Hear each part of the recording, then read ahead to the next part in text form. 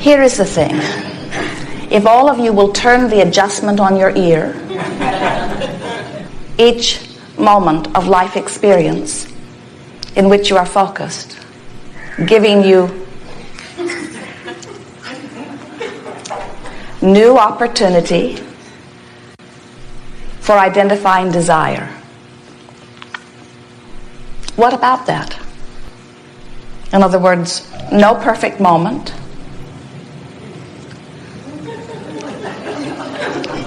No moment in which everything is exactly as you want it to be.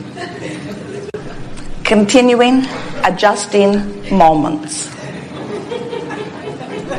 where in every segment of every moment, something else happens for you to respond to. And so it is not so much what is happening as it is what is your response to it.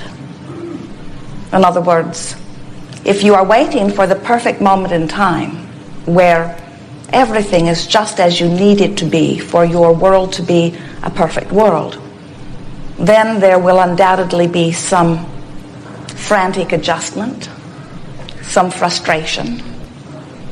But if instead you hold the knowing that all is well anyway, and nothing matters really very much anyway, and that one way or another you'll get it molded into something that works for you, so that the platform of your experience is one that says all really is well, and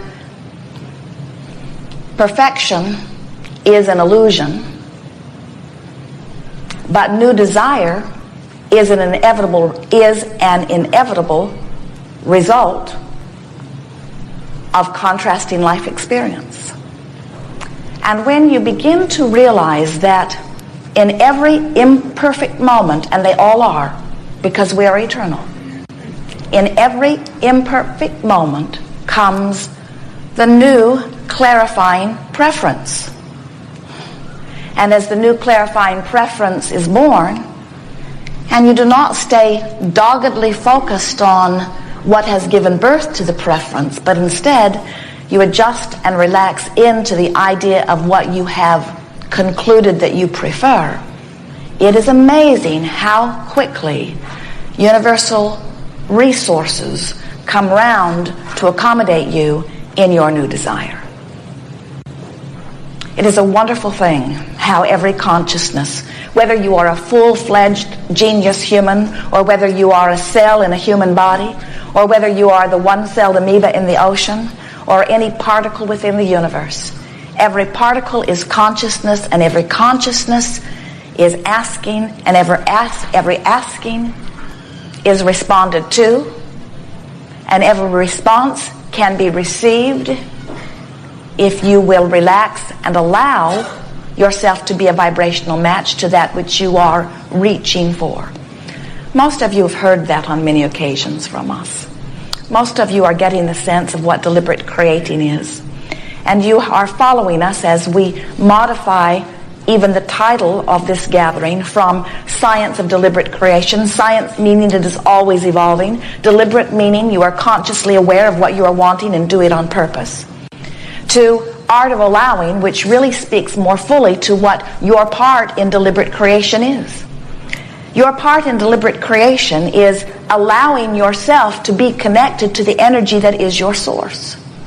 It's such a wonderful thing when you realize that source is responding to you, and that the only thing that ever separates you from anything that you have already consciously or even unconsciously concluded that you desire, the only thing that ever separates you is your vibrational inconsistency with that.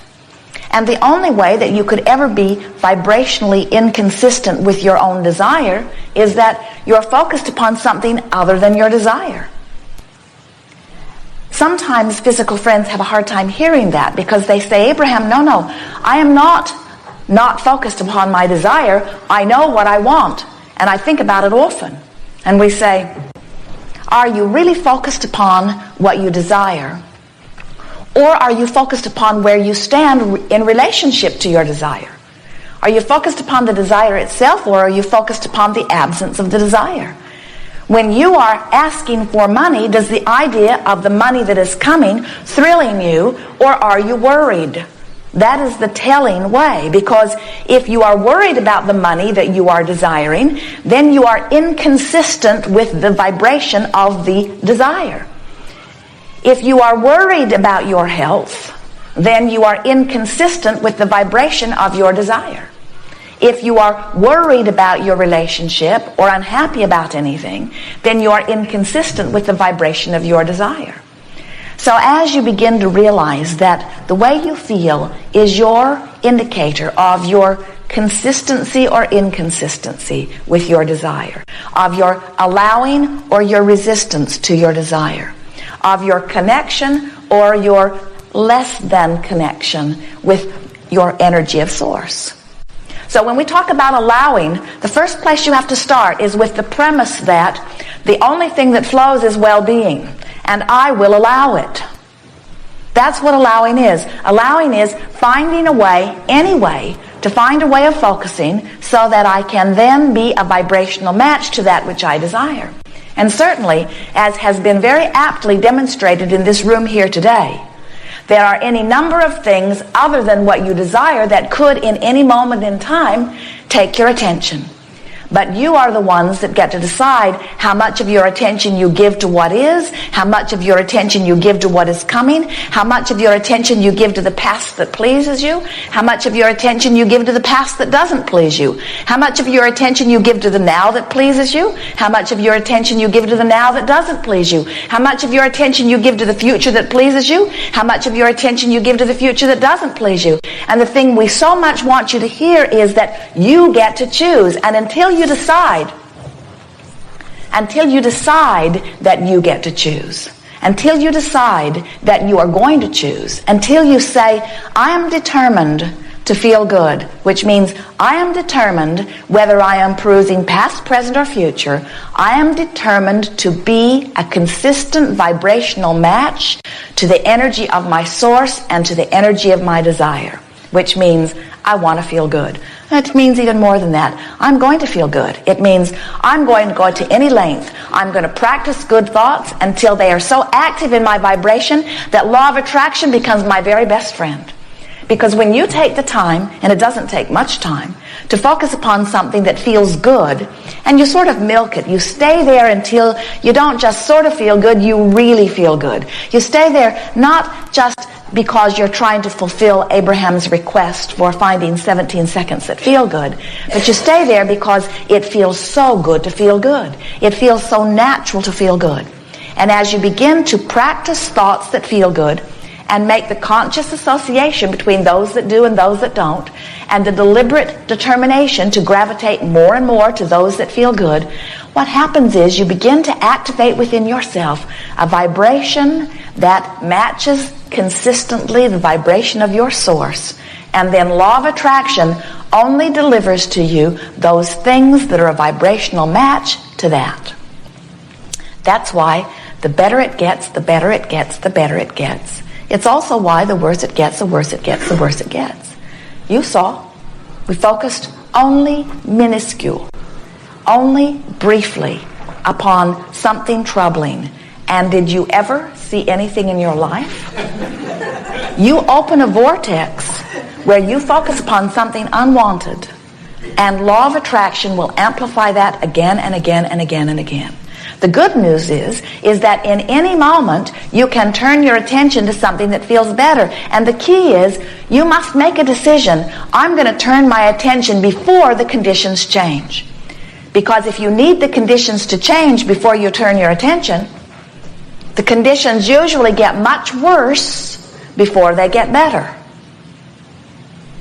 If you say, I will turn my attention anyway, because the way I feel is in response to what I've turned my attention to, and there is always a myriad of choices that I could turn my attention to, now you are a deliberate creator.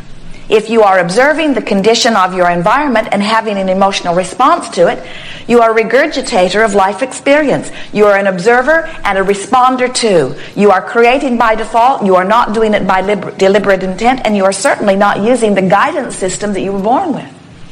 The guidance system that you were born with is really predicated upon your understanding that it is good to feel good.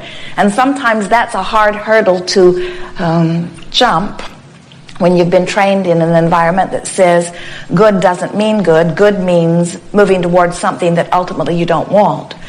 It is really a screwy thing how so many of our physical human friends have come to a clear decision that if it feels good, it probably isn't, and if it's painful, it will probably lead to good. And you've really got carried away in that story. You even teach one another in large masses globally that the worse you feel while you are physically focused, the better you will feel when you're dead. And we say clearly, no one here saying that is speaking from the perspective of dead. We are. We are as dead as it gets. And we are here to tell you that you cannot have a happy ending to an unhappy journey. But that this journey is much longer and much bigger and much better feeling than the physical glimpse sometimes tells you. And what we mean by that is, even if you were to pinch yourself off substantially from the joy that is your natural resource, many of the days of your physical experience, it is our promise to you that in the moment of your reemergence into non-physical, you will rejoin the energy of pure positive. And so, there is no ending to our journey. But it is a joy-based journey. And the physical glimpse is small in relationship to the totality of that which we are all about. And we want to clarify that a little bit, because that could bring forth a little confusion to those who are really listening to us here today. You are much more than you see in these physical bodies. You are source energy. You are very old, very wise energy. And you have enjoyed many experiences. So this source that is you, that is pouring through this physical personality, is pure positive energy and is joyful in all moments. This is the energy of eagerness and of anticipation and of love and appreciation. This is the basis of that which you are. And so, as this energy pours to you and through you, it has that experience. The Abraham that is within you, the God that is within you, has the experience of joy no matter what experience you are having. The energy of source, as it pours through a sick body, is not having the experience of sickness. The energy of source that pours through a body that is experiencing poverty or trauma is not having that poverty or trauma experience. And the reason that we are here expressing to you in the way that we are is because we would like very much if you could join us in the joyful experience that you provide. Here you are, extensions of source energy, exploring contrast and coming to new, eternally new preferences, because that which you are about has never been before unto all of the universe. So the you and the you, meaning the physically focused you and the non-physical energy that is really you, as you experience this now moment, we want you in on it. We would like you to be as joyful as we all are. So when you feel those thrill bumps rippling through you, that is a confirmation of a thought that you have found that perfectly matches the frequency of your source. That means you're in alignment. When you feel joyful, you're in alignment. When you feel passion, you're in alignment. When you are frolicking and romping, when you are having those sensual, delicious experiences, you are extensions of source energy. When you feel pain, when you feel sorrow, when you feel anger, when you feel frustration, when you feel overwhelmment, when you feel hate or any of those emotions that feel so empty and awful when you find them, those emotions let you know every single time without exception that you have found a thought and you've activated it within your vibrational countenance well enough that it has become the dominant vibration right here, right now. And in that moment of choosing a dominant vibration that's really off signal from your source, you feel the separation from your source. Separation is too strong a word, but you get the